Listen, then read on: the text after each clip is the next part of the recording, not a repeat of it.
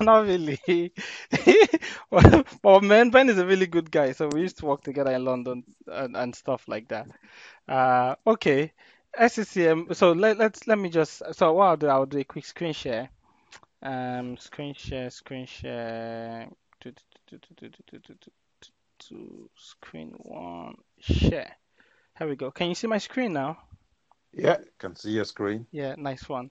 And Abdul, you can see my screen also.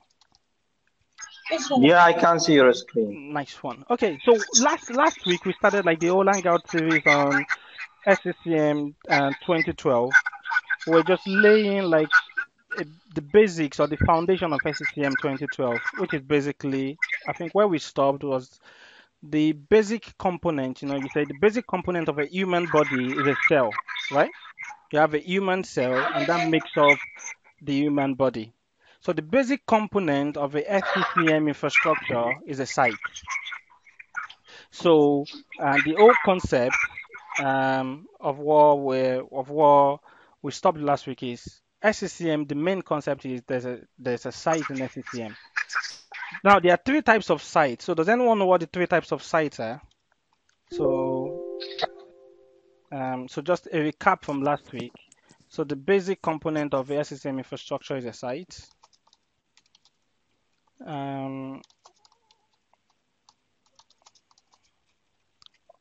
Of the SCCM infrastructure is a site.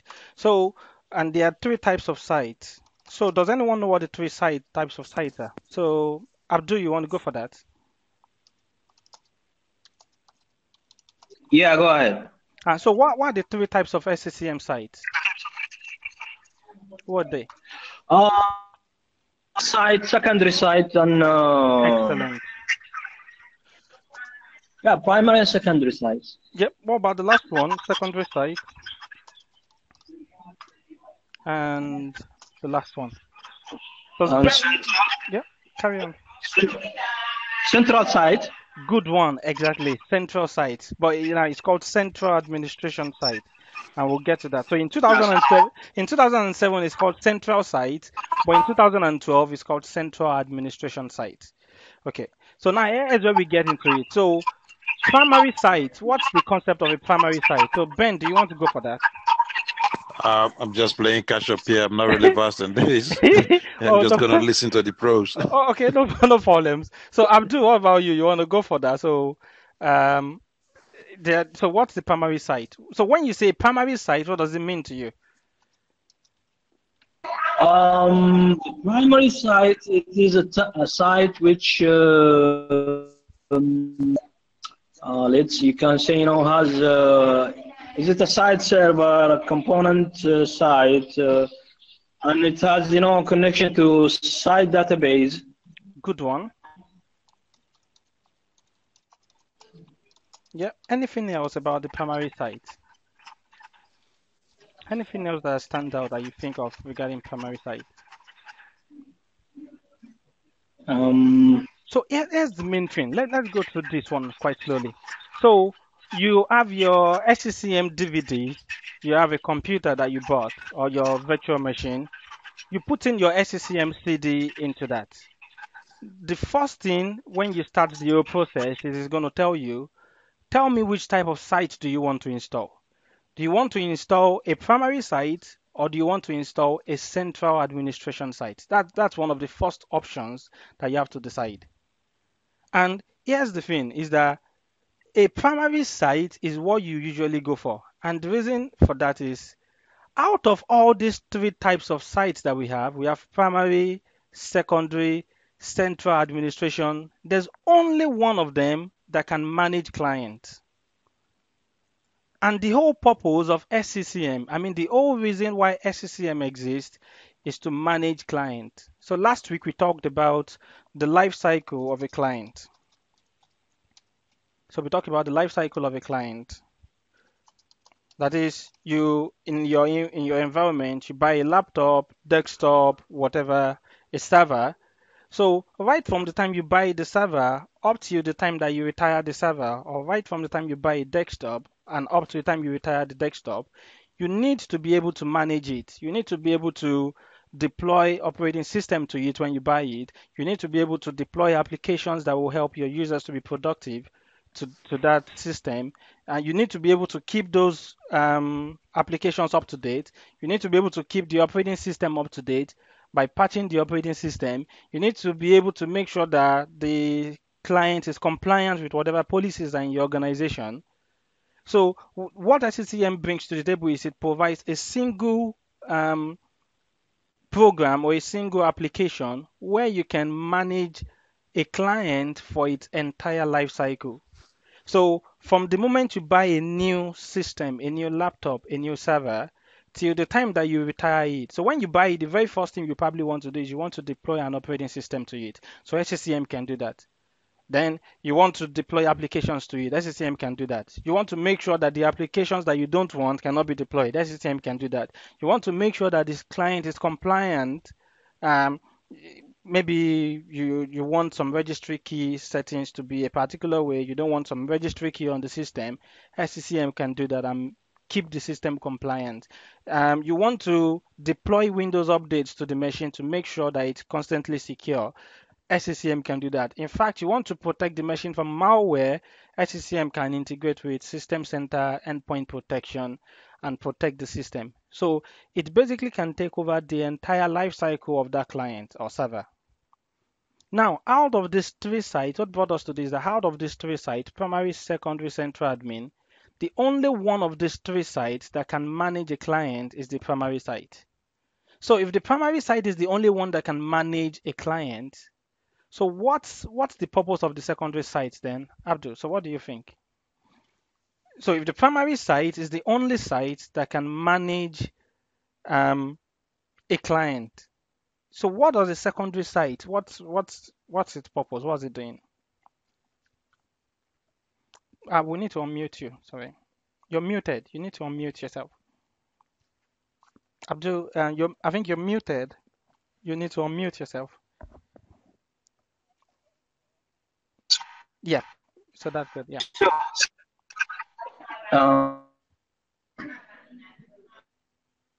What site? So the secondary side, so what's the purpose? If it can't manage a client, so why do we, because we said there are three types of sites in SCCM. You put in your CD, one of the first option you have to determine is, do I want the primary side or do I want the central admin side? Now we said out of these three sites, there's only one of them that can manage clients, which is the primary side. So what's the purpose of the secondary side? The secondary side, if you have, low network connection in that site, and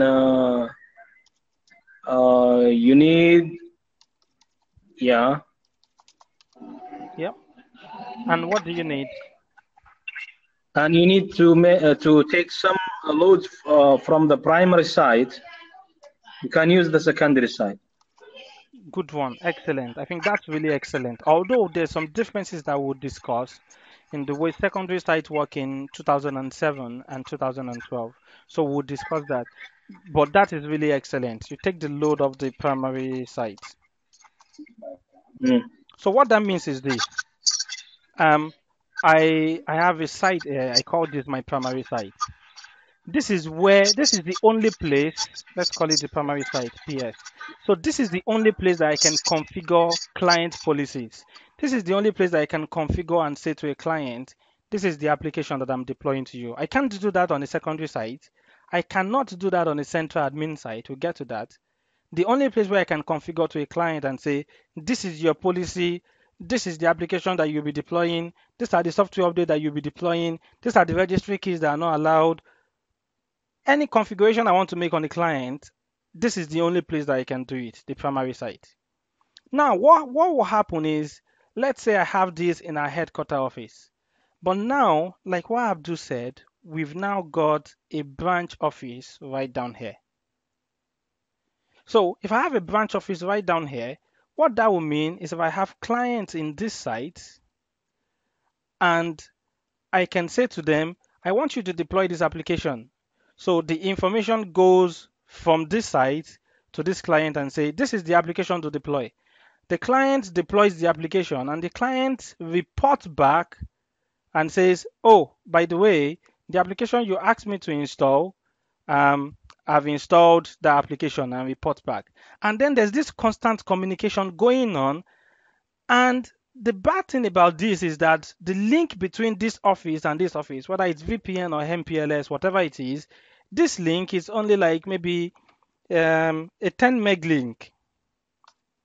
A 10 meg link. And the other thing is that over this link, you're running VoIP, which means you really, really need quality of service. You can't afford this link to be congested, So what that means is that you're having like all this communication going back and forth between the server on this side and the client right on this side. So what you could do is what Abdul have said is come right down here and install a secondary site. So what that would do, this is what that would do. So let's go back a bit.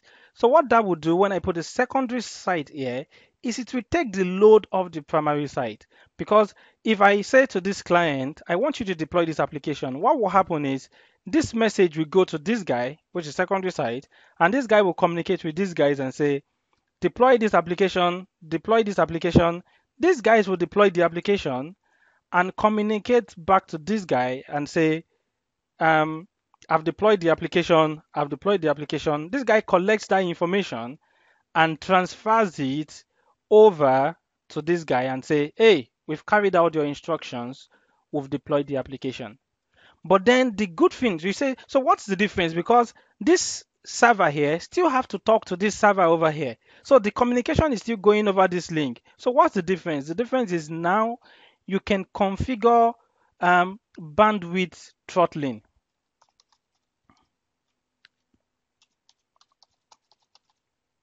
That is, you can say to this site, you can say, see, between the hours of 1 p.m. and 5 p.m., I don't want you to use more than 20% of this link here. Now, you can't do that when you're talking directly to the client, when this server is talking directly to the client. But because this server basically is acting as an intermediary or a proxy between this server and this server, between this server and the client here.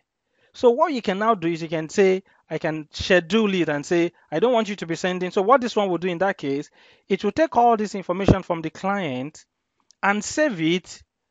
And whenever I've scheduled and say, I want you to send this information, it can send this information on a scheduled basis or whatever rate limiting or bandwidth throttling that I'm using. I'm not sure. Is that clear at all? Or is that confusing? Is that clear? Yeah, it's clear. Yeah. So that's the thing. So here's one of the things Abdul though.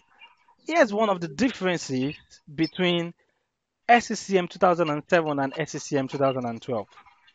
Because in SCCM 2012, the only way that you can limit traffic between this site and this site is by you to have a secondary site, right? That's the only way you can do it. That's the only way you can do it in 2007. But in 2012, you actually don't need this guy, a secondary site. Because what they've done is you can have just a distribution point, which we'll get to later. You can have just a distribution point here.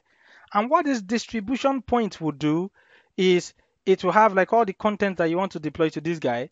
And the good thing about distribution point in SCCM 2012 is you can also use rate limiting, bandwidth throttling to distribution point. So actually, in many of your branch offices, you can get away with just having a distribution point rather than having a secondary site. Just put a distribution point there and you can still use rate limiting between this site and this distribution point. So that's one big difference. Okay, what about updating, the database on the primary site? Or, the client machine directly contact the primary site, or it will contact through the distribution point? Good question. So very, very good, good question. So the only time that you need this one, so there are two types of traffic here, right? There's two types of traffic. So let's identify that. So there's a traffic flowing down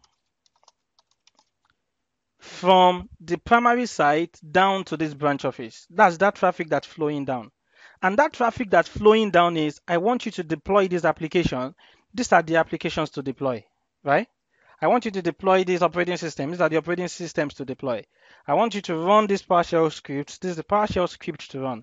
So that is traffic flowing down from the primary site down to your branch site. And then there's traffic flowing up. And the traffic flowing up is, I've given instructions to the client. The client have to report back to me. So I'm aware of what's going on. So there's an agent on the client that I'm communicating with. So the client takes my instructions, processes that instruction, sees whether it can do what I've instructed it to do, and after that, report back to the primary side and say, I've carried out your instructions. These are the results. There was an error. It was successful. It failed for this reason. So that is traffic flowing up. Now, with a distribution point, what you can configure or what you can do bandwidth throttling and rate limiting on is on traffic flowing down. So you can do this on a distribution point and you can do this on a secondary site. So you can limit traffic flowing down on a distribution point. So your content that's coming down, whatever operating system image, whatever you're pushing down, you can limit that. But the only thing you cannot do on distribution point, which you can do on secondary side, is you can limit traffic flowing up. That is the ones that clients are reporting back. You can limit it on the secondary side, but you cannot limit it on the distribution point. So if you're in a situation, so for most people, the traffic flowing up is not really that much, It's only few. Yeah, carry on. Okay, question here. Yeah. Which traffic will consume the bandwidth down? It will mainly be down because application and exactly. all this. Yeah, because the client is not pushing application to the primary site server, right? All the client is just update the status of the client. Exactly, and the update, it's not a large update. It's just like few kilobits to say, hey, I've done this. Hey, I've done this. It's just a very, very few sites. But the main one that most people are concerned about is the traffic that's flowing down. Oh, I've just created this operating system image. It's 16 gig in size. Now, you don't want 16 gig in size flowing down here when your users are making call over VoIP. And you can use the distribution point and control, the traffic flowing down. Yes. So when the content is flowing down, so you can rate limit that using a distribution point. So for most environment, actually, just a distribution point. So this is the actual way. So when you're designing SCCM infrastructure, if I'm designing SCCM infrastructure, these are the things I'll consider in my environment. Okay, I have a branch office here. What am I concerned about? Am I concerned about just traffic flowing down? I don't want like people to be downloading 8 gig of software over this link, that they want to deploy. Okay, in that case, what I'll do is I'll put a distribution point here, and that will settle that. So this client that are over here, what they'll do is they'll still be talking to this guy, but again, remember the communication is really small. They'll still talk to this guy and say, what's the next instruction? So like by default, every 15 minutes, they talk to this guy and say, what's the next instruction that you want us to carry out? This guy replies and says, oh, the instruction is I want you to install this application. So what they do is they say, hey, any distribution point that I can use? This guy say, yeah, there's one just right next to you. Then they go speak to this distribution point and say, can I get this 8 gig file, right? So that's what I'll do is I'll put a distribution point here. But let's say this link is really, really struggling, and I even don't want this client to be contacting this server directly. Like this, let's say I have like some kind of crazy, just 3 megabits per second frame relay line between this site and this site. And I'm like, okay, I really, really need to conserve bandwidth. So what I can do in that case is I can instead of putting a distribution point, I can put a site server or a secondary site here. So that will allow me to not only limit, downflow. So on the secondary side, we also be a distribution point. So Okay, a question here. yeah, carry on. Okay, now in both cases, I will use a dedicated hardware. Okay, I Yeah, mean for secondary and distribution point. distribution point. Yeah. Okay, why I don't make it secondary site? Ah, okay. So because here's the other thing is that whenever you have a secondary site, whenever you talk about any of these sites, one key thing that you deploy is you have to deploy a database to every single one of them, right? Okay, for the secondary, you need the deploy database also. Yeah, you need that. So for primary site, secondary site, central admin site, you need a database. So now you can But use it will the have free. a read-only database, not. Yeah, It will be yeah, it read-only is. database. Yeah, it is. So you can use the SQL Server Express also, which is free in a Uh-huh. secondary site. So, but here's the other thing is that makes your management actually way much more complex Uh, because now you there has to be so once you have a database here, right? So I have a database in this secondary site server and I have a database on this primary site server. There is constant replication between these two servers. Now, not every data is replicated. We'll get to that. So just a few data is replicated, but still, the moment you have a secondary site server, there's a replication between database of that secondary site and database of its primary site. So, mhm. it makes it a bit more complex because now there's a bit more things to worry about. Now, you have to worry about database replication now. And then you have to worry about ports. The ports that will be used for database replication will be port 1422, I think. Is it 1422? The default instance for SQL? Yeah, I can't remember. I think it's 1422 and 420.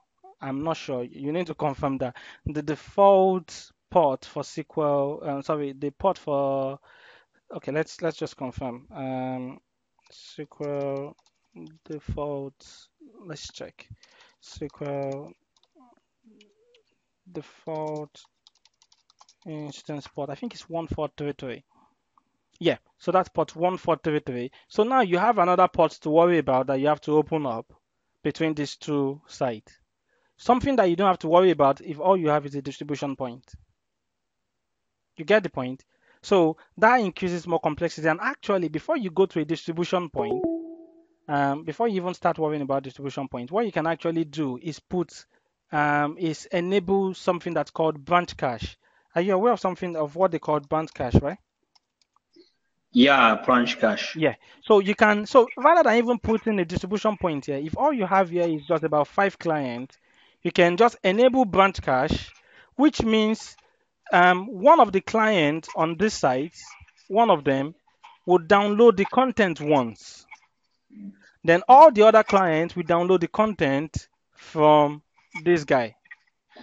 So that's the first step that you use when you're concerned about bandwidth between two sites. So can I enable branch cache? If there are just 5 clients, okay, I can enable branch cache. So whenever one of the clients requests the file to install or whatever, downloads it once, caches it.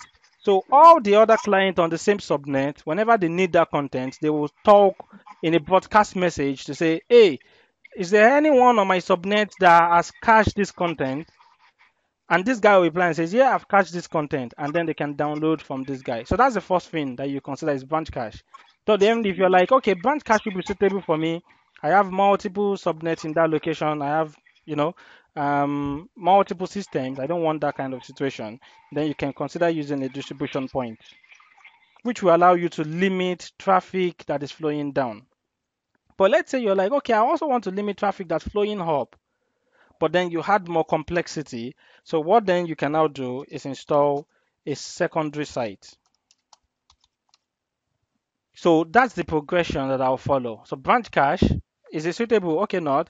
Distribution point is a suitable, okay, not. Secondary site. But in 2012, what you want to avoid is having um, lots and lots and lots of different kinds of sites, because that's what happened with 2007. You ended up all because you wanted to limit the rate of traffic that's flowing down. You had to have a secondary site. But that's not the case in 2012. You don't have to go create a new secondary site just to limit traffic flowing down. You can just use a distribution point, and that will fulfill that purpose. So is that clear? Is there any question that you've got regarding that? Yeah, it's clear. Yeah. So okay. So just moving a step forward, we have primary site, secondary site, and then there's another type of site that we mentioned, which is so it used to be called central site in 2007. So central site in 2007 is another primary site that is at the top of the hierarchy.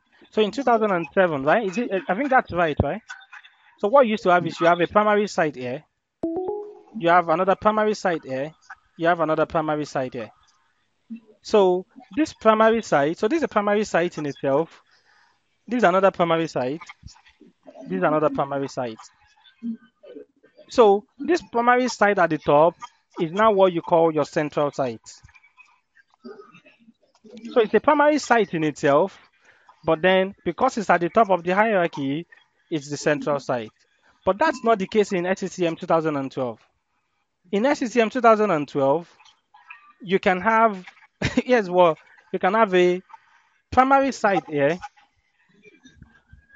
but you cannot have another primary site below this primary site. It has to be a secondary site.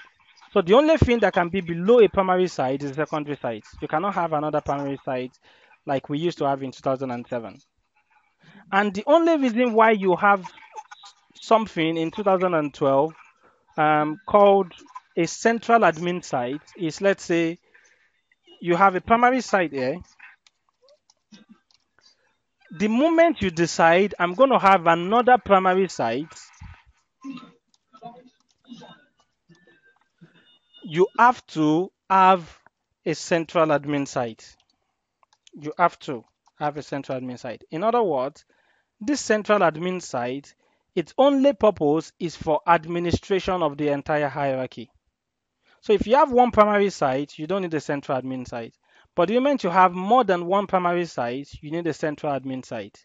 So what will happen is that, because otherwise what will happen is you have to manage this site separately and then go to manage this site separately, because a primary site is an administration boundary. So you have to manage this one separately and manage this one separately. But what you can do, vCenter, vCenter, this VMware vCenter. yeah, So, exactly. So what you can do is have this central site, which has a database, right? So it has its own database.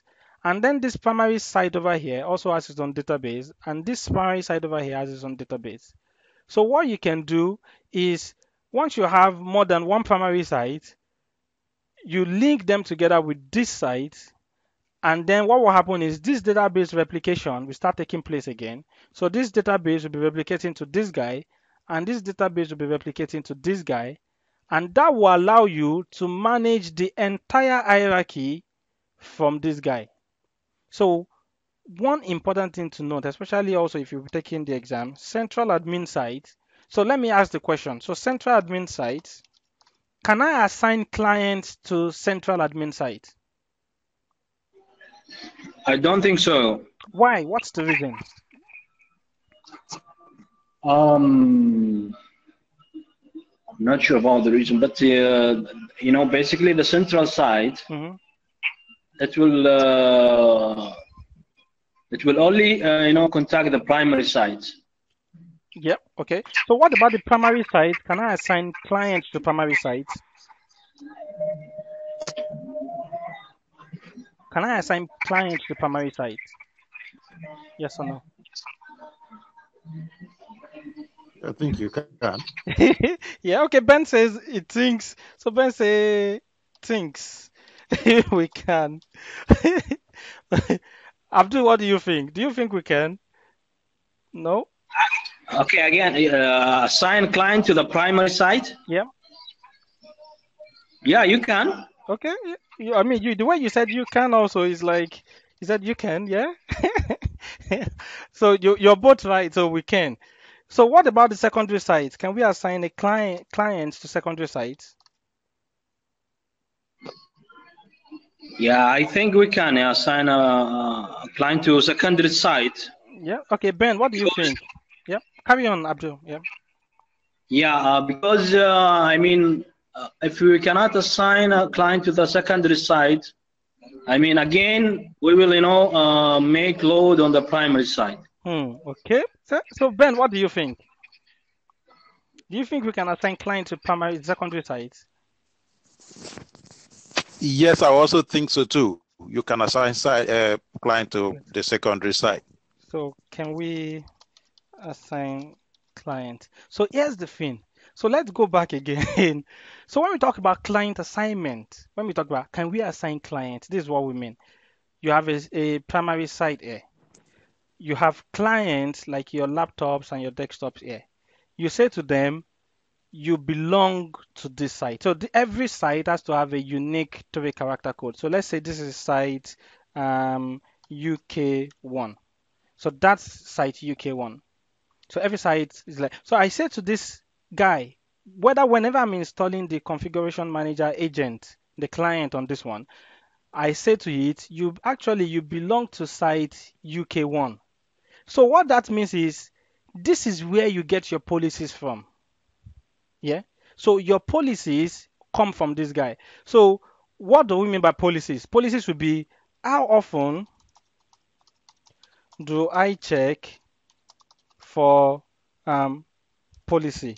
That's a policy. So the client will be like, okay, I need to be able to talk to you to find out is there a new policy for me to apply? How often do I check for that policy? I can go and say, I want you to check every 15 minutes, which is the default. Or I can say, oh, I want you to tell me what software is installed on you every 1 hour. Software metering. I can say, okay, I want you to do this every 1 hour. So that's where I configure my policy. So when I say to this client, you are assigned to this site, what I'm saying is, this is where you get your policies from. Now, this is really important, the only site that you can assign clients to, the only site that you can create policies on, the only site that you can do that on is the primary site. You can't do that on the secondary site. And this is the reason. Let's cancel all this and let's see the reason for this. Here's the reason. We said you have let's say a primary site at this top, and let's say these two are secondary sites. Secondary site has a database, right? And the primary site has a database. See, the database in this secondary site, the only thing that it contains is just configuration information. Configuration information meaning when I configured this secondary site, this is what you look like. So that's the only thing that database contains. It contains no client information. The secondary site is just a proxy. It's just a dummy site. You cannot assign clients to a secondary site. It's a dummy site. It's a proxy site. The only thing it does is if there are clients here, even though it may look to you that client has assigned to this site, they are not assigned to this site because there's no information about policy in this database. There's no information about any policy in this database. The only policy information is in this database. So the only thing this guy is doing is just acting like a proxy. So instead of me going to talk directly to this guy, instead of me doing that, what I'll do is I'll talk to this guy. This guy will talk to this guy on my behalf, or hopefully this guy has talked to this guy on my behalf, and this guy can communicate the policy to me. But this guy itself, this database doesn't store any policy. This database only stores configuration information. So what happens when I say, okay, I've applied the policy, it was successful. I report back to this guy. That report is not placed in his database. It never places that client data in his database. What it will do is will save that report in a file, just like you save on a file server. It will save it in a file, and depending on my configuration, it will transfer it to this guy, which will now store that information in this database. So even when you have your site and you have your client and you're like, okay, this is UK1, This is the Canada site. This is the Hong Kong site. Even though Jeddah. yeah, even though you may have all that, this guy is just a proxy. It's doing nothing more than a proxy. So do you have any question regarding that? Okay, now that's mean all the policy are configured on the primary side. Exactly. So you know what? Here's the other thing. Whenever you're doing SCCM configuration, what you use is you use something called the SCCM console, right? Yeah. You use the SCCM console. So this console in SCCM 2012 is not talking to the site server. You know what this console is talking to? It's going directly to this database. It's connecting you directly to this database. Yeah. Yeah. And it will be the SMS provider also through SMS. Excellent. Through the SMS provider. Excellent. But you know what? You cannot connect a SCCM console to a secondary site. Mm-hmm. Why is that? Because you can't configure anything there. It's a dummy. So, David. Yeah. So, what information is stored on the database of the secondary site? So, it's configuration information. In other words, you know, when I configure this guy, I will say, for example, you know what we discussed earlier about your limiting the rate. Oh, I don't want you to send me traffic more than 20% between 1 and 5, right? Yeah. So when I give it that configuration, it has to store it somewhere. That is what is stored in its database. So there is no client data stored in this database, only configuration information about. So remember, like we said, it's just a dummy. So this guy is like, this is how I want you to behave, and that's the information in this database. That's all. So what happens now is that this guy applies the policy, reports back. That policy comes in form of a file. That file is never transferred to this database. That file is cached on this server. And depending on whatever you've configured, it will now send it to this one, which will now store it inside database. So that's why, even though you may see your client, so you go on this client on configuration manager console, and it says this client belongs to site Canada. So you know as an admin that even though it's saying it belongs to Canada, this is a secondary site. So all its policy information comes from its primary site. So this client is not actually assigned here, it's actually assigned here. And actually let's try to bring that up. Let's bring up Microsoft's documentation about primary site, secondary site. So if we go configuration manager site. So let's just go configuration manager site and let's see configuration manager. Okay, let's see this one. So this let's see this information about to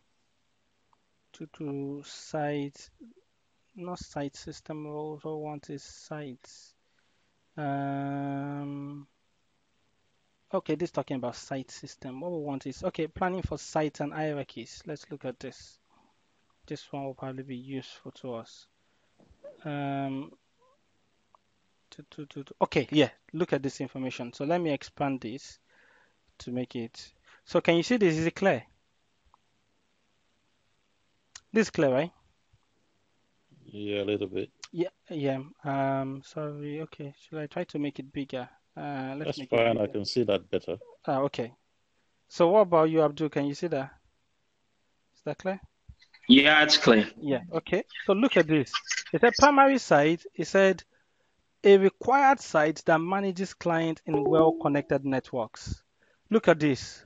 All clients, every single client is assigned to a primary site. So look at secondary site. It doesn't talk about policy or anything. It says manages clients in remote locations where network bandwidth control is needed. So, and look at this. It said, yes, SQL Server is required. Additional primary site can provide support, cannot be tethered below the other primary site. This one says a management point and distribution point are automatically deployed. must be direct child site below a primary site, but can be configured to send contact to other locations, participate in database replication. Look at this. This is recommended for administration and reporting for the hierarchy. So this one, you can't assign any client data to it. It does not process any client data. You see, it does not support client assignment. Absolutely none. So the only one, so all clients are assigned to a primary site. So if you assign a client to a secondary site, actually it's assigned to the primary site that is at the top, because that is the only place that you can configure policy information. You can configure policy information. You can connect your SCCM console to a primary site. So if I open the SCCM console, it will say, which site do you want to connect to? I can say, oh, I want to connect to site UK1. If I have multiple primary sites, I can say I want to connect to site UK1 or site UK2. But I cannot say I want to connect to that secondary site, site Canada. Why? Because I can't configure any policy there. And then you see when it goes ahead and talks about this one. So again, just remember, secondary site, all it is, it's a dummy site. Yeah. So I'm thinking where it talks about what's in the database of this secondary site. Where it talks about database of secondary sites, and it will probably mention that the database just contains configuration information. Yeah, okay. Secondary site must be attached to a primary site. You cannot move them to a different site without uninstalling them. Does it talk about its database? Okay, look at this. You have to manage client information that is sent to site higher in the hierarchy. So you can't manage client information on this site. You have to manage it on a site that is higher than the secondary site. And I'm thinking where it mentions what's in database.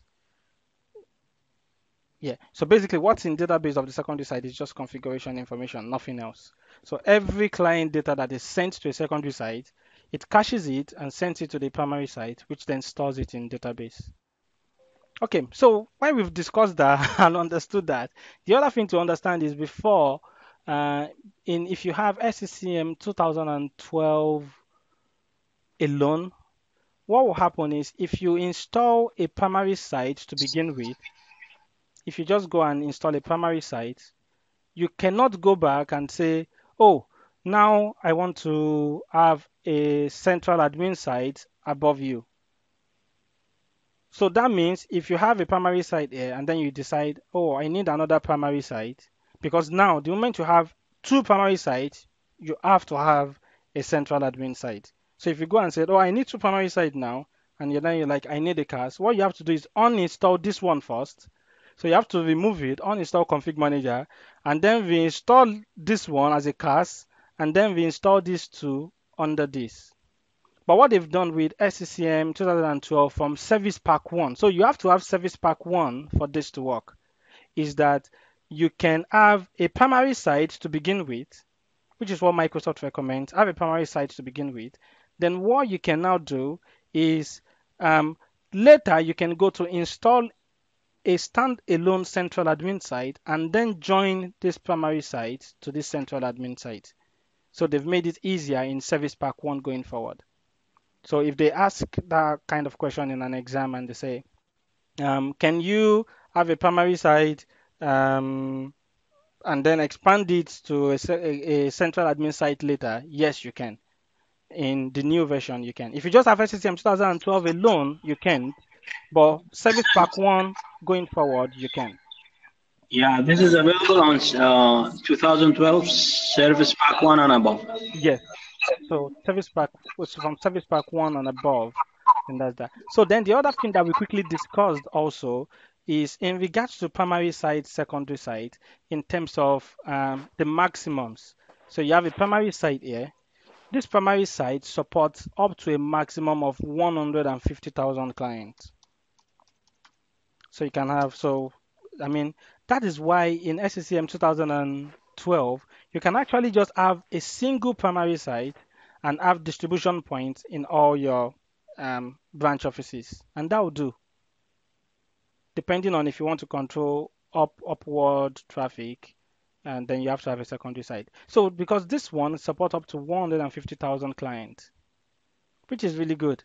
And actually, it does not just support 150,000 clients, it supports 225,000 clients. But the thing is, 150,000 normal clients, then maybe about 75,000 Windows mobile clients. You get the point? So if you mix all the other different types of clients together, like mobile client, Linux client, Mac client, you can have up to 225. But if you're just talking about your normal Windows PC, Linux machine, you can have up to 150,000 clients on a primary site. On a secondary side, I think you can have up to a maximum of 10,000 clients, I think. Does anyone know if that is accurate or not? Secondary sites, you can have up to a maximum of 10,000 clients. Abdul, do you know how many clients we can have in secondary site? I'm not too sure about this. No. Then okay, I think it should be here somewhere.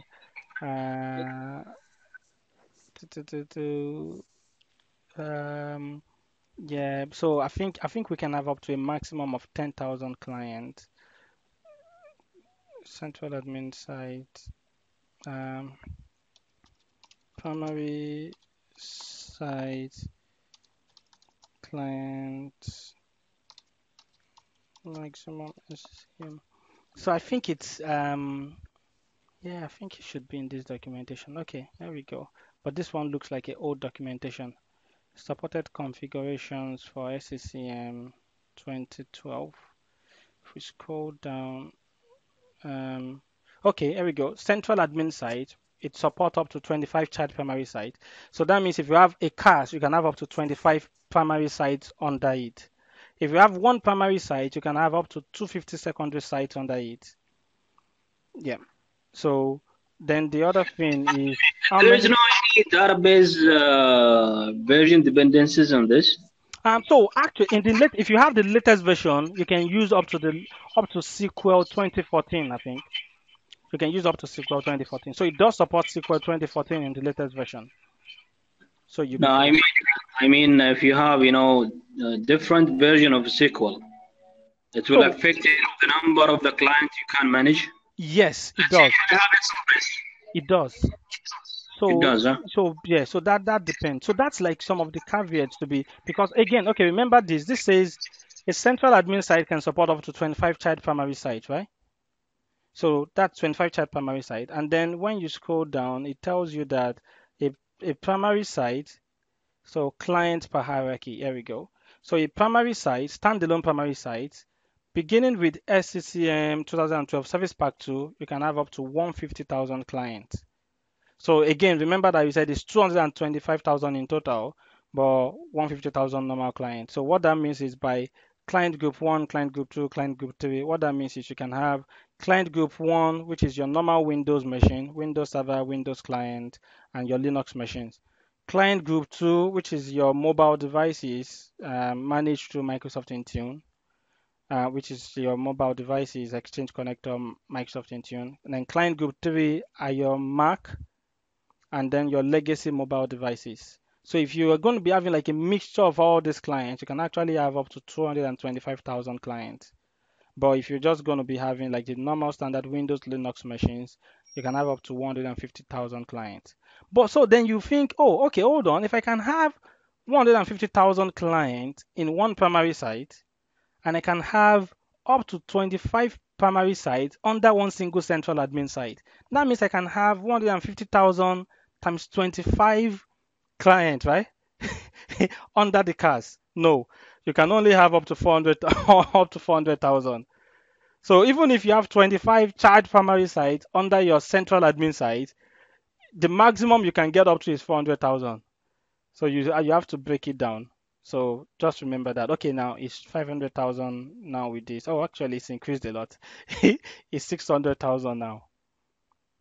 So 925,000. So it's not as if you can have 150,000 times 25. No, maximum is 600,000. So with what Abdul mentioned, so depending on the version of SQL, for example, if you're going to be using, definitely if you're going to be using SQL Express, you're not going to be able to support like all this amount of clients. So if you're going to be able to support the maximum amount of clients, you need, so if you go to 2, so you actually need the enterprise version of SQL to be able to do that. So let's see where it says that. Okay, yeah. So it says when you install a central admin site and use a standard edition of SQL, the hierarchy can support a total of up to 50,000 devices from client group 1. Can you see Microsoft? This total of devices is combined from all child primary sites in the hierarchy. This limitation exists because of how database is partitioned when it's created by using a standard SQL. So if you're going to be actually going to that maximum of this central admin site, you have to have, after you install central admin site, if you then upgrade the addition of SQL Server central admin site from standard to enterprise or data center, that base does not have partition. But then if you have enterprise or data center, then you can reach 400,000 client group 1, and then beginning with service pack 2, this 600,000. So it does depend. So if you want to, like, if you're like a really huge organization and you're pushing towards this boundary, then make sure that you have SQL Enterprise or SQL Data Center Edition. So now the thing is, if you buy a SCCM license, you get a free SQL license to use with that also. So any questions so far, Ben? Any questions so far? No, sounds good to me. Yeah. How about Abdul and everyone else? Is that clear, or is there something that needs to be clarified? That's clear. Yeah. Okay. Yeah. So let's do a bit of short test here. So the bit of short test is number 1. When would you have a primary site? What's the purpose, or what's the reason for a primary site? What's the reason for a secondary site? What's the reason for a central admin site? So who wants to go first? Shaya, you want to go first? When would you have a primary site? Or when would you have a secondary site? When would you have a central admin site? If you have a mic, you have to unmute yourself because you're currently muted. So you have to unmute yourself. Okay. Kafayat, you want to give that a go. So when would you have a central admin site? Just pick one. Secondary, central admin, primary site. What's the purpose of the 3 sites? Again, remember you have to unmute yourself. Yep, thanks. Yep. So what's the purpose? So which one do you want to pick? Primary site, secondary site, central admin site. What's the purpose? So then we'll quickly move on to the other ones. Then we're done for today. Okay, yeah, let's just go to Ben and Abdul. Ben. All right. Yeah. Okay, are you shooting to me now? Yeah, to you now. So just Okay. pick one: central admin site, primary site, secondary site. When would you Let me go for the secondary. Yeah, okay. So when do we need secondary site? A secondary site is for the purpose of trying to manage your bandwidth consumption. So Excellent. When you have like 2 sites and you don't want replication, maybe for the purpose of allowing you to maximize the usage of your services on your secondary site. Excellent. You can actually create a secondary site so that the minor replication that will be needed can be controlled, and you get on with your other activities during the day. Excellent. Excellent. Yeah. And what type of replication can you control on secondary side? Downflow of traffic or upward flow of traffic? It's downflow of traffic. Can you control upward flow of traffic? I think minimally, yes, you can. Yeah, okay. Yeah, good one. So you can actually do both. So on a distribution point, you can control downflow of traffic, but not upflow of traffic. But on the secondary side, you can control both downflow of traffic and upflow of traffic. So Abdul, which one are you picking? So CAS or primary side? I will go with CAS. Okay, yeah. So when do you need a CAS? If I have, many primary sites. Many, or like how many? Let's say at least 2 primary sites. Excellent. Yep. And what's the purpose of? You want to manage those primary sites. So you can, make the changes in the CAS. Yeah. And it will be populated to the primary sites. Excellent, excellent. And then primary site. Who wants to go for primary site? Shaya and Kafayat, are you ready now? Yeah, go ahead. So Shaya, you can go ahead.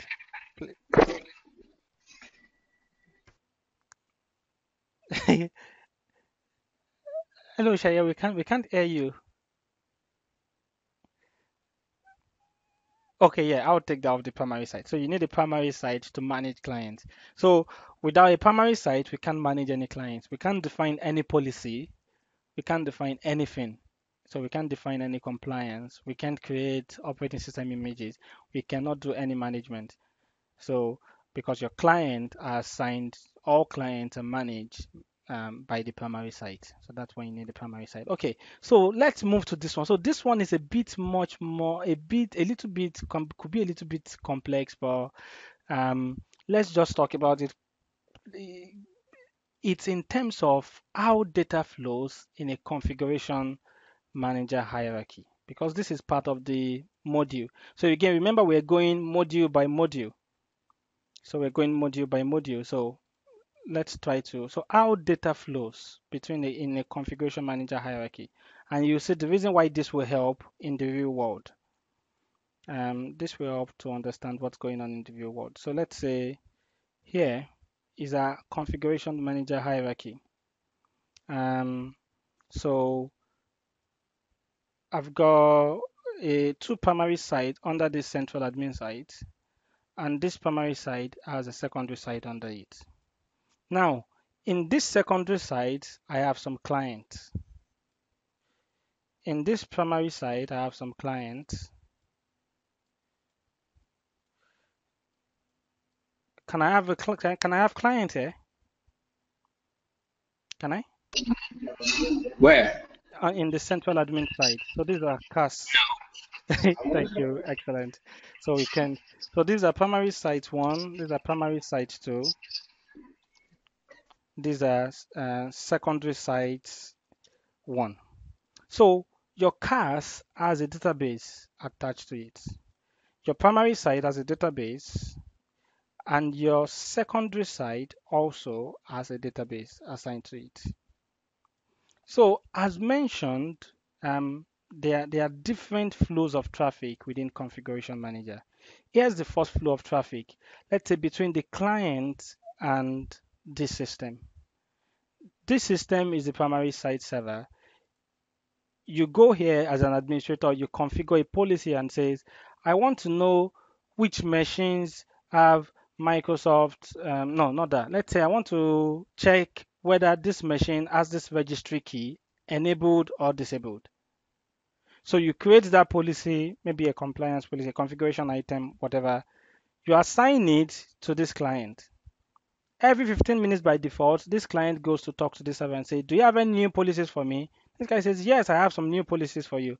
I want you to check whether you have this registry key enabled. So he sends that policy down here. This client processes that policy and then reports back to this site server. So this is the site server. So the site server takes that information and stores that information in database. So that when you as an admin sitting down in your box with your SCCM console, as Abdul said, goes through something which we'll talk about later called the SMS provider. Yeah, goes through that. So when you're connecting to database through this one, you can see which clients have successfully checked that policy, which clients failed when they were checking that policy. You can check that from database because when the client finished processing that, it reported back to the site server, which stored that information in database. Now you as an admin can access that information and see what's going on. So that information that is stored in this database will be replicated via SQL replication to the central admin side database. So the same thing here, you have another site here. You create an application deployment, it talks to this one and says there's a new application deployment. This will download the application from distribution point, installs it, reports back and says, oh, it failed. I didn't have enough disk space to install the application. This one takes that information, stores it in this database. This information by SQL replication. So this is another difference, Abdul, between 2007 and 2012. Because 2007, the replication between sites is file-based replication. In other words, you have like just shared folders. So in 2007, what you have is you have a shared folder on this server. You have a shared folder on this server. So any information that this one has processed, it will just drop it in this shared folder. This one will process it, store it in database. This one will process it and just drop it in the shared folder here. So this one will be like, oh, I've got some information in this shared folder. So it's all file-based replication. Abdul, you want to say something? Yeah, I'm not sure about this. It is a transactional replication.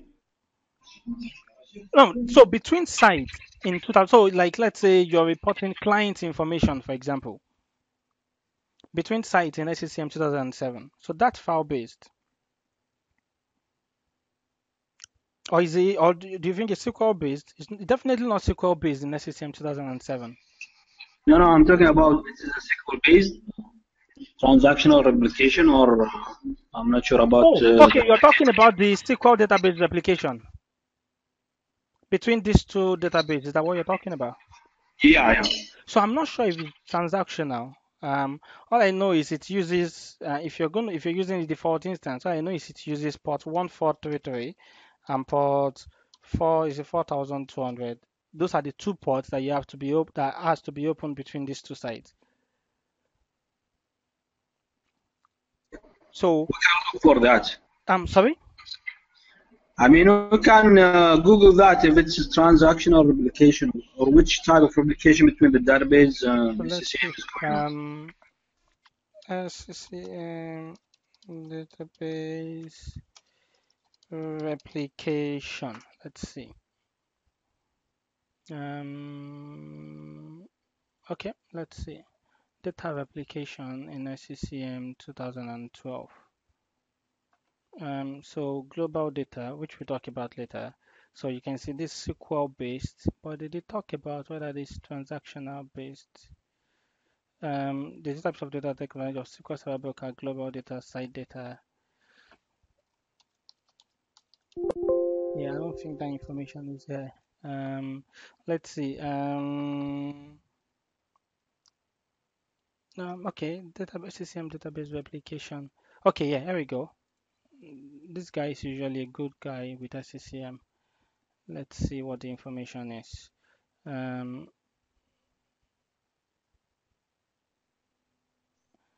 So does all this make sense to you, Abdul, in terms of the key component of the new SQL-based replication model? So does this make sense to you at all? Because it's not making that much. I'm not more of I'm not a SQL person. So what do you think? Does it make sense to you? Yeah, I think so. So is this transactional based? Or No. What does it mean? What I know about the SQL transactional replication, it will happen for all database. Okay. Yeah. Oh, yo, there. So that's yeah. So I do remember now that you mentioned that. So when you said transactional based, because I didn't understand the term. So yeah, so that's right. So the very first time that you had a cars. So if I go here and I had a cars, so if I have an existing primary site and then I decide I need a new primary site in SCCM 2012 Service Pack 1 upwards, all I need to do is install a new cars and then I can join this existing primary site to this cars. So once I do that, it does a full database replication here. And then from there on, any changes, it replicates in between them. So I remember I've read the documentation where it actually describes the way that happens. So there's there's a service that monitors changes and then triggers that replication. So it is transactional based. So it is based on changes. The example that you said about the shared folder. Yeah. It will be live data or immediate changes replication, and this is the behavior for the transactional replication SQL. Yeah. Yeah. So yeah. So Yeah, I'm not sure. I'm not too sure about like the full details of the SQL bit, but I do know that it uses port 1433, port 4200. So there's that replication between this one, and you're right in terms of this replication. It's a full replication to begin with. Then from then on, it just replicates changes in between them. Yeah, okay, okay. Yeah. That's So clear. then that's what happens in between this one. So again, so what this one has done is before in 2007, it used to be file-based replication where you have shared folders. You're dropping content in between shared folders and then they are processing whatever it's in that shared folder. So, but in this case, they've taken the load of the CPU because before, think about it. If I have a shared folder here, I have a shared folder here. So anything I want to transfer, I drop in a shared folder. This guy drops in this guy's shared folder. Then this one goes to where? To the CPU, right? The CPU will process it and then store it in the database. But what they are doing is, hey, let's bypass this entire process of file. We've got SQL here. We've got SQL here. Let them just talk to one another and replicate whatever they need to replicate. Let's take advantage of the existing capability of SQL to do replication and just replicate information between these two. So that's what's going on here. It's SQL-based replication between the database of the cars and database of this one. It will be Now, a two-way application. yes. So the reason why it's a two-way replication is this. So does anyone want to explain? Ben, why do you think it will be a two-way replication? What kind of data will be replicated from this database of the central admin site to database of the primary side? Because clients are not even communicating with this guy, they're communicating with this guy here. So what exactly is in this guy's database that needs to be replicated down to this guy? Do you want to give it a shot? You don't need to be accurate, just give it a shot. I Just what think do that you would be think? configurational data. I think primarily Excellent, file-based data. So it's excellent, configuration Ben. data. That's what the Excellent. pass through. So that's it. So now there are two types of data. So there's something called the global data, which is more of like what Ben said, just configuration data. So you go in as an admin on the console and say, this is the policy that I want to create. I want to create a policy that will be checking hardware metering every 10 minutes. Now, you can connect to this site and do that. Yeah, that'll be fine, but you're only doing that for this site. But what you can do is you can connect to this cars and create that policy for these two sites. So when you do that, you create the policy, it takes that policy that you've created, it stores it in this database, and then the replication happens downwards to these guys and says, hey guys, here's the new policy that has just been created. Whenever clients come to you, you can start distributing that to them. So that's absolutely excellent. It's called global data. If we go back to that documentation that we brought up when we're searching for SQL transactional stuff, um, yeah, global data, which is so whenever when they say it's global data, but that's not clear. I want something that's much more concrete. So when they say global data, all they're talking about is configuration information. But then there's the other one, which is like the site data. So that is more of operational information. Operational information in terms of I've asked you to execute this instruction, you've executed it, you've returned some information back to me. So that's like data that is generated when we're doing our normal operations. So both site data replication and global data replication, they take advantage of just SQL. So this example of the client reporting back to the site server to say, I've successfully installed the application you asked me to install. That's site data, that's operational data. So that report is stored in this database and replicated upward here. It won't replicate downward to this guy, it will only replicate upward here. But then if you make any global data change here, it can replicate downward to both of the sites. So that's like so two types of replication in terms of that. So that's the SQL-based replication. And then there's file-based replication, which is still used in SCCM 2012. And this is where file-based replication is used. If I, as an admin, come and configure and say, I want to install a new site server, I want this new site server to download, to transfer traffic, um, every 30 minutes. If I do that configuration, that will come down to the secondary side by SQL-based replication. But this client goes to talk to this site server and says, hey, any new policy from um, the guy at the top here? It's like, yeah, I've got new policies for you. He replies and says, this is the policy to install this application. Yeah, I've tried to install the application, it failed. This is the reason why it fails. This information, like we said earlier, it's never stored in this guy's database. Only configuration information is stored here. And not full configuration information, only a subset. We'll get to that later. So it reports back to this guy. What this guy does is stores this in form of a file, just a little file on here. What it will now do is, depending on your configuration, it will now use file-based replication to transfer this over to this primary site, which will now process this information and says, this client down here tried to install this application and it failed due to this reason. Process that information and store it in its database. So site data replication between this guy and this guy still uses file-based replication. Any questions regarding that, or is something? Any questions or comment or something you want to add regarding that?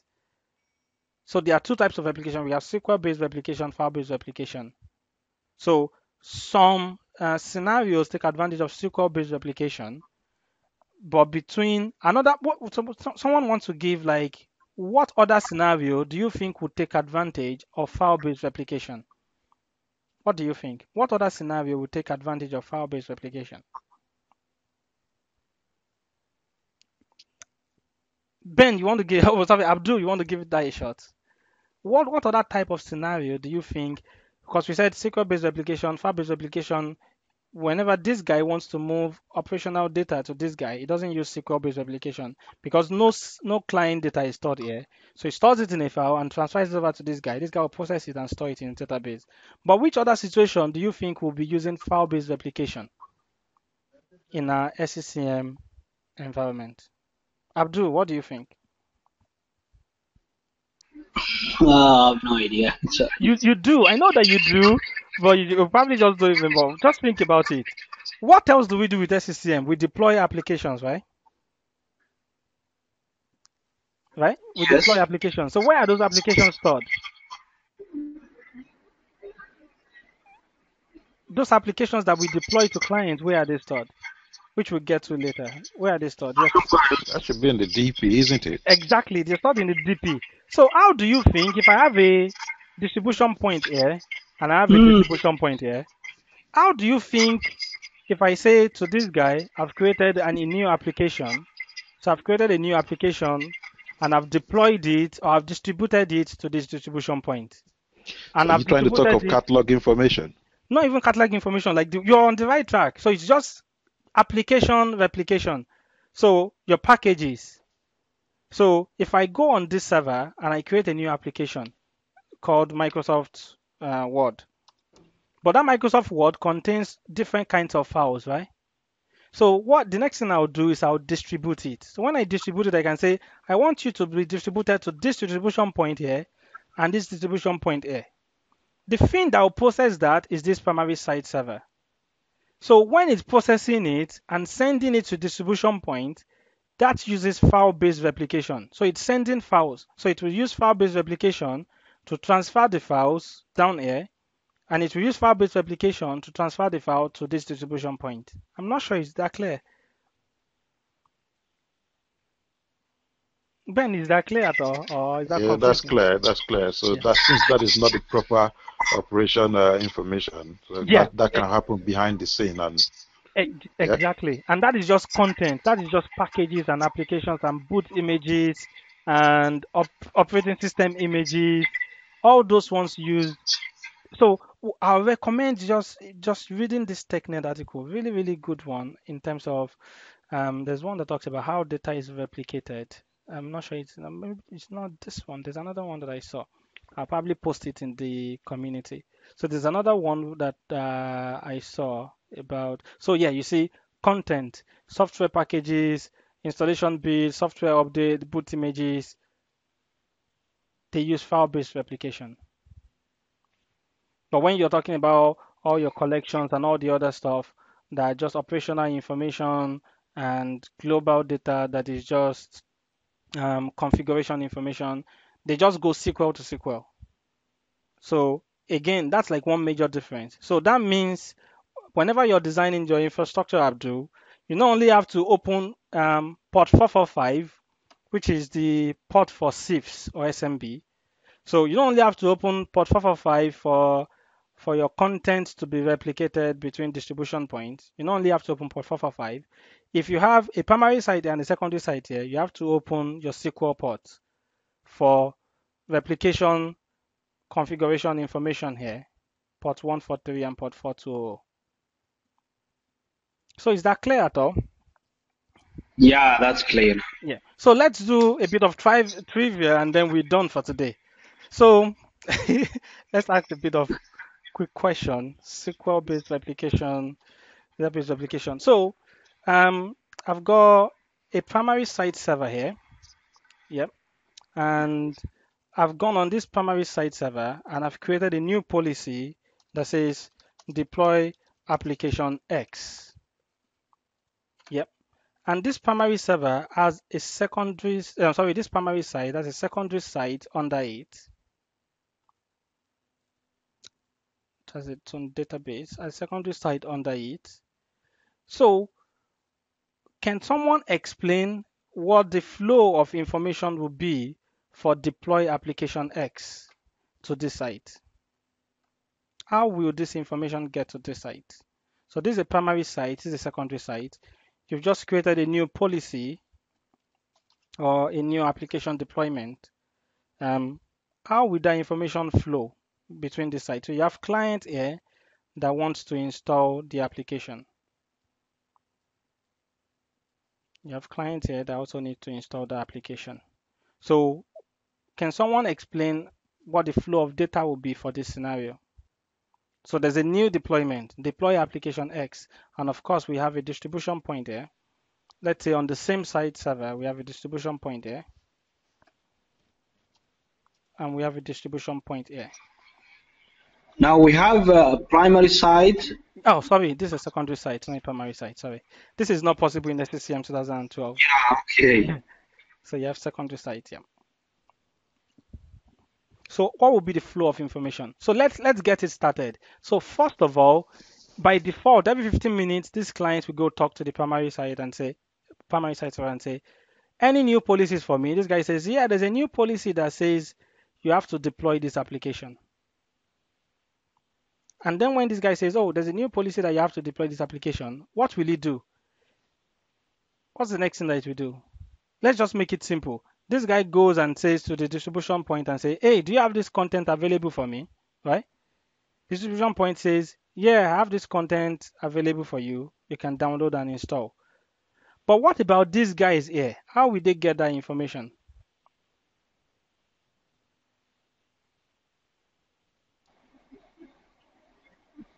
I think there will be replication. There will be no replication. So you're saying that this policy will not replicate to this guy here?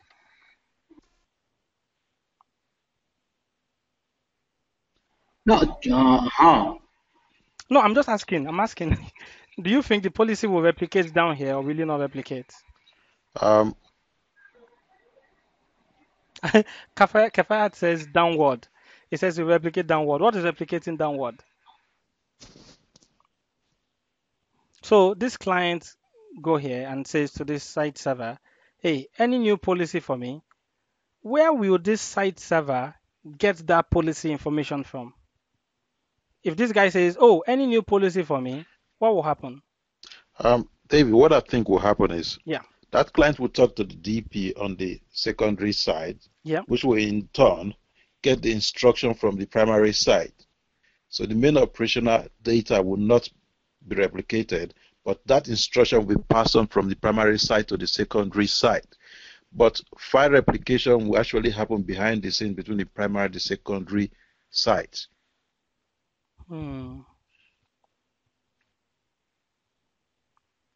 What do you think?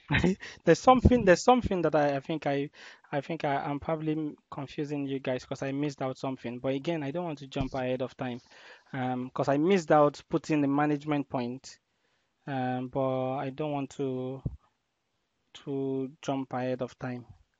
Um, okay, let's do another scenario. This scenario, we'll come back to talk about this scenario later, because there's an important knowledge that we need regarding the way management points operate on the secondary side. Because again, just keep this in mind. Remember that we said this one only contains configuration information, right? So the question will be, how will this client over here get information about their policies? So we'll come back to that in some other lesson, because there's an important thing that we need to understand about how this one operates, um, in the how management point operates on the secondary site in 2012. Okay, let's do another quick scenario. We have a central admin site here. We have a primary site here. So on this primary site, I've deployed an application to my client, and I've said to them to install an application. Now they've installed the application, and one of them reported back successful, one of them reported back to have failed. So what will happen to that information? So this is primary site, this central admin site. So I've said to this client, install this application. It's spoken to this guy. This guy has given it that policy. It installed it and reported back to this guy. So take it from there. What will happen? Who wants to go for that? Abdul, you want to go for that?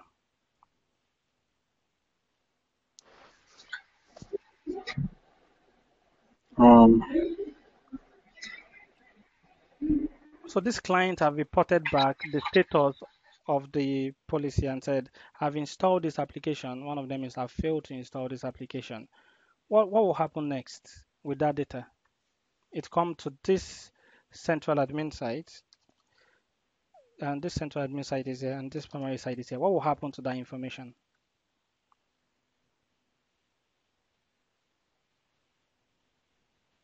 Ben, you want to give it a try? What do you think Ben will is happen? lost now. Again, remember that this guy has reported back to this guy. So what this Yep. guy will do is he'll take that information and store it in his database, right? Store this information in his database. And then when this one stores in the database, this information will now be replicated via database replication to this site, right? All right. Will now be replicated via database replication to this guy. So that whenever you log in via the console, via your SCCM console to this guy, what you can see is you can see, this client has attempted to install this application, it failed. This one attempted to install it, it was successful. But for you to see that information, they report back to their site server. Their site server puts it into their site database. SQL database replication now replicates that to the CAS. So Yeah, makes sense now. yep. Is that clear? Abdul, is that clear? Or is that confusing? okay, can I just repeat something that what I understand? Yeah. Okay. Okay. So There is, yeah, carry on. Sorry. yeah, yeah. Let's say the client, there is a software or application. Mm-hmm. The client will request the primary site, Yep. and if it's failed, this information it will be stored in the primary site database, Yes, it will. and it will be replicated to the CAS database. Yep.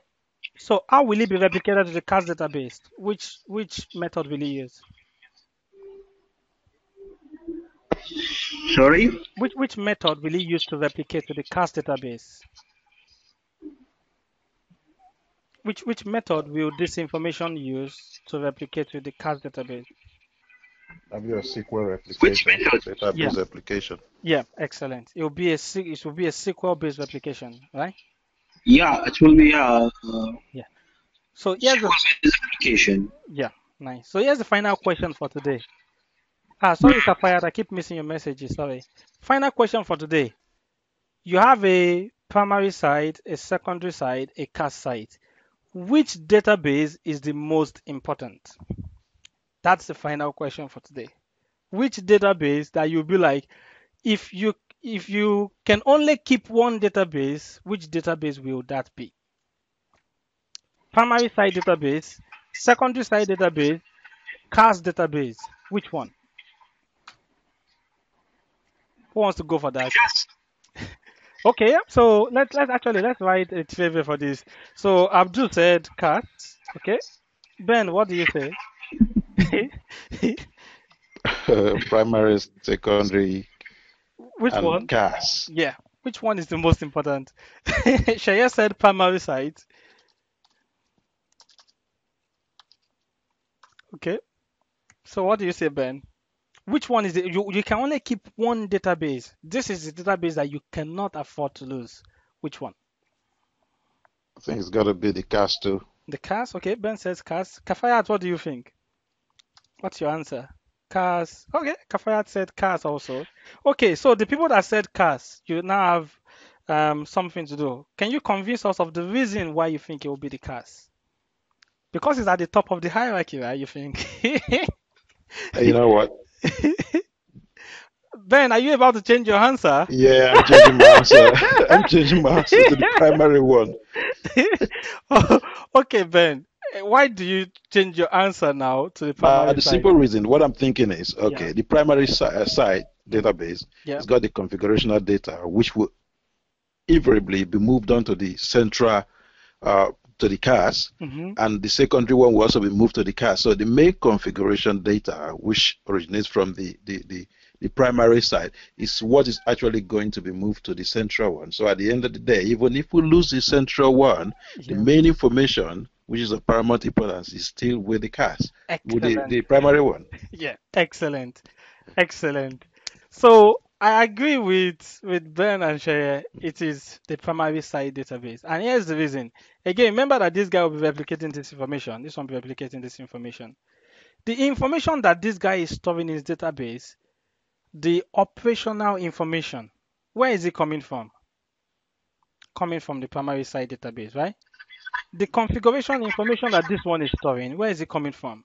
Coming from this one. So actually, if this one were to be lost, if the secondary site and its database were to be lost, I can put a replacement site here, and that configuration information will replicate back to here. Yeah. If the CAS database were to be lost, because if I tell a client, install this application, get me this software information, do this software metering, where will it report to? It will never report to this guy. It will report to his primary site, which will store it in this database, right? Which will then be replicated here. So if this one fails, so far as I have this one, if I create a new one, this information here will replicate back.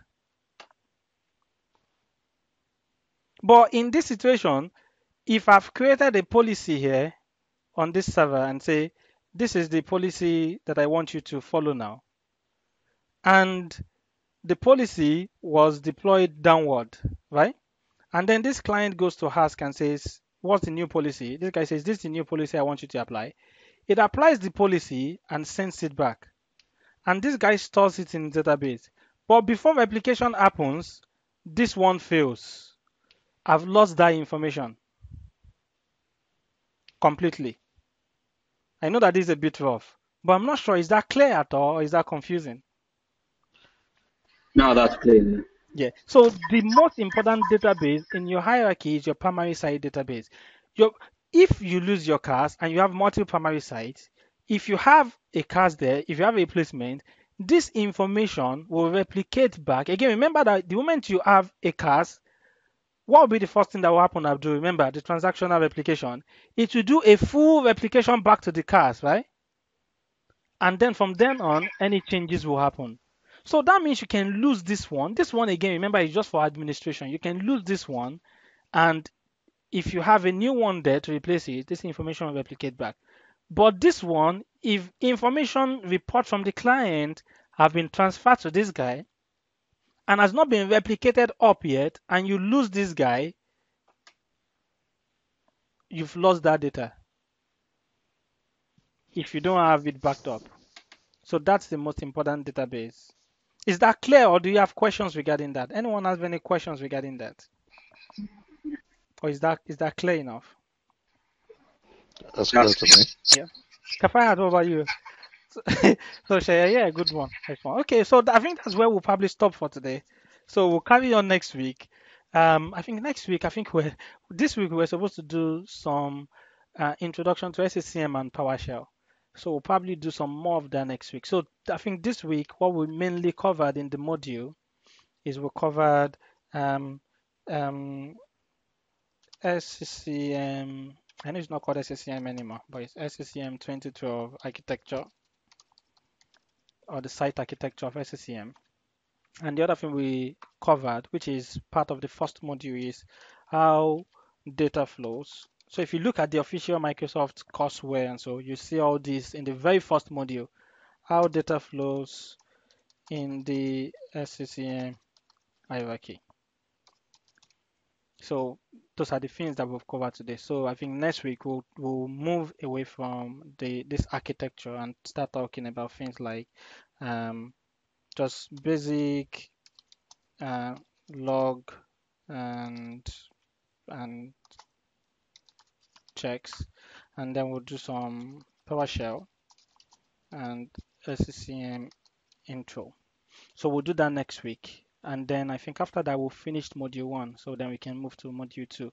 So in module 2, we start designing our infrastructure as to how we're going to add clients into our infrastructure and which method are we going to use, because there are different methods that we can use. But we'll have to do like this foundation first so that we know what's going on. And I remember there's one that we have to do. So the other one that we have to do, part of this module, is the site systems. Just on site systems, or not site systems, site roles introduction. So this is where we just do a brief introduction to what the management point is, what the site server is. So Abdul mentioned something today which is really important, which is the SMS provider. What's the SMS provider? What does it do? You know, the distribution point, the management point, certificate enrollment point, application catalog website point, and all these different roles. We just give a brief intro as to what they do, and then we'll do a bit of information about where to go check SCCM logs, where to check for status messages and stuff like that. And then we'll do some PowerShell and SCCM intro, which will be fun. Okay, really, really nice hanging out with you guys tonight. Kafayat says when is 411? So Kafayat won't be doing 411 unfortunately, because 4101 in the votes.